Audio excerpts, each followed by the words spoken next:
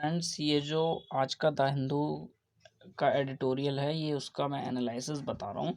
तो इसका पहला एडिटोरियल है द परफेक्ट स्टॉर्म। ये बेसिकली रशिया का जो इन्वेजन हुआ है यूक्रेन में, उसके क्या क्या इम्पैक्ट्स पड़ेंगे वर्ल्ड मार्केट पर और क्या हुए हैं इम्पैक्ट्स, ये उसके बारे में बता रहा है। तो ये पहली लाइन इसके बारे में यही कह रहा है कि रशिया ने जो इन्वेजन किया है यूक्रेन में, उसके वर्ल्ड क्लास के पूरे ऑल ओवर वर्ल्ड के एसेट्स पर इफ़ेक्ट हुआ है। जैसा कि एग्जांपल लेते हैं तो ऑयल प्राइसेस जो हैं वो 8 साल में सबसे ज़्यादा हो चुकी हैं, जो कि $105 पर बैरल हो गई हैं। एक बैरल में फ्रेंड्स 159.8 लीटर्स होते हैं। और स्टॉक मार्केट्स जो हैं इंडिया में, वो भी 5% तक क्रैश हो चुके हैं। और जो रुपी और डॉलर का मार्क है वो अब तक का बहुत हाई है, जो कि 76 के अराउंड पहुंच चुका है। और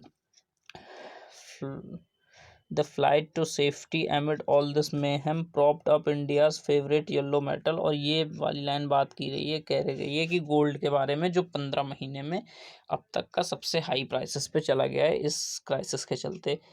और जो डोमेस्टिक स्टॉक इंडेक्सेस हैं वो भी मतलब कि witnessing tumultuous swings in recent weeks as global inflation fared up and US Fed Reserve signaled faster throttling of। ये बेसिकली उसी के बारे में बात करी जा रही है कि जो डोमेस्टिक स्टॉक्स मार्केट्स होते हैं उनमें बहुत उतार चढ़ाव आए हैं। ट्यूमल्टस का मतलब होता है उतार चढ़ाव, तो उसमें बहुत उतार चढ़ाव आए हैं। और ग्लोबल इन्फ्लेशन भी पिक किया है, जैसे कि आप जानते हैं पिछले महीने जनवरी का जो ऑफिशियल रिकॉर्ड आया था वो 6.01% था, जो आरबीआई का 6% बेंचमार्क है उससे भी हाई, मतलब मार्जिनली हाई हुआ था लेकिन वो हाई था।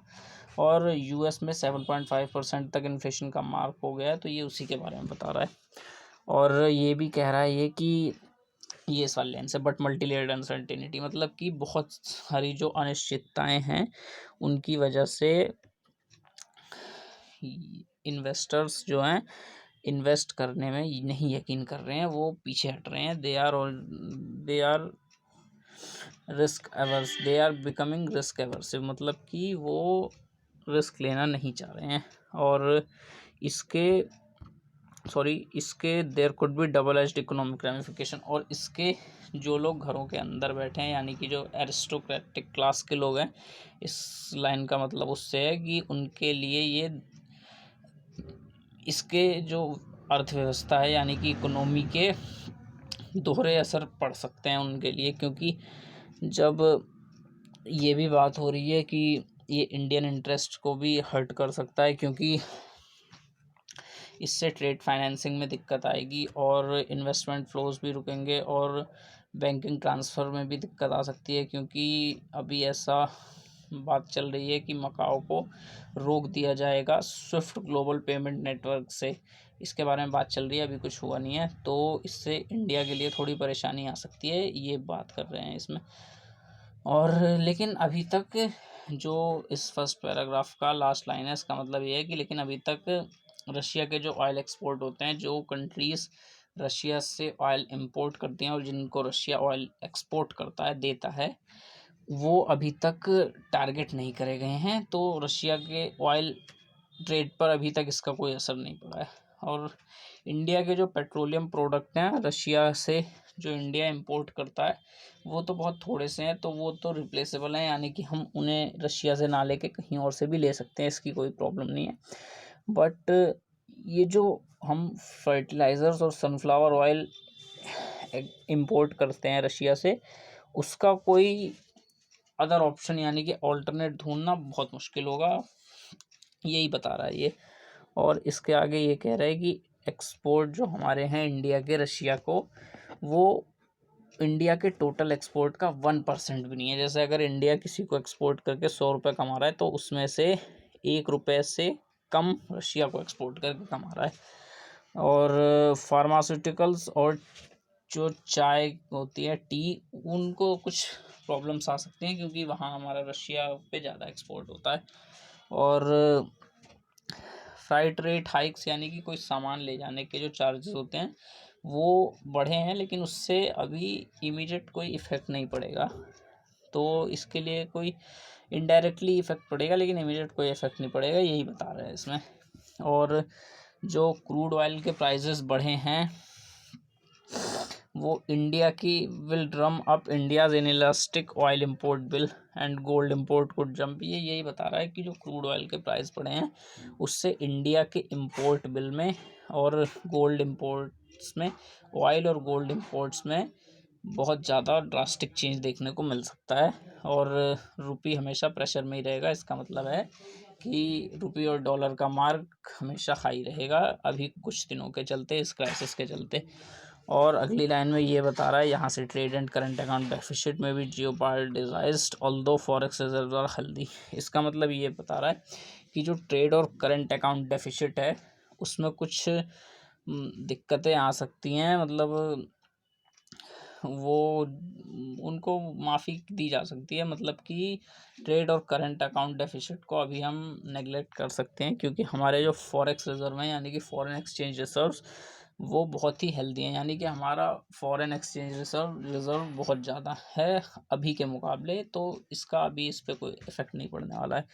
लेकिन जो सबसे बड़ी परेशानी है इंडिया के लिए वो है ऑयल प्राइसेस ऑन इन्फ्लेशन। यानी कि अभी तो जो ऑयल प्राइसेस हैं, आगे इन्फ्लेशन बढ़ेगा तो ऑयल प्राइसेस और बढ़ सकते हैं। और इन्फ्लेशन को बढ़ाने वाला भी ऑयल प्राइसेस ही है, क्योंकि जब सरकार अगर ऑयल प्राइसेस खरीदेगी और उसको महंगे पड़ेंगे तो वो हमें भी महंगा ही बेचेगी। और ये क्या कहते हैं, जैसा कि मैंने बता दिया, आरबीआई की असर्शन के हिसाब से रिटेल इन्फ्लेशन जो है जनवरी में 6.01% हो गया था।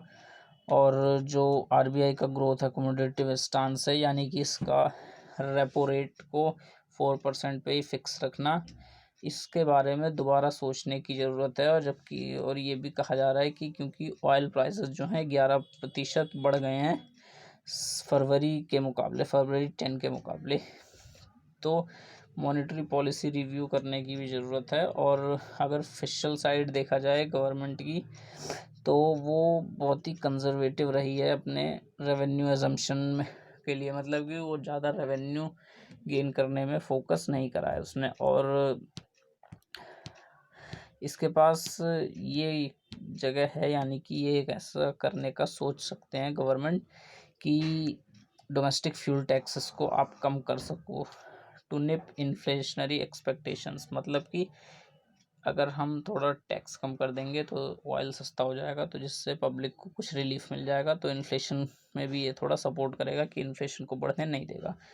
और India's fragile stock faltering consumption levels and sustain India's fragile post Covid recovery through this global चरण। और इसका ये मतलब है कि जो हमारे एजम्पशंस हैं बजट में, वो ये डोमेस्टिक फ्यूल टैक्स कट करने के और ये stock faltering consumption level and sustain India, और इसका यही सीधा साधा मतलब है कि जैसे कि अगर हम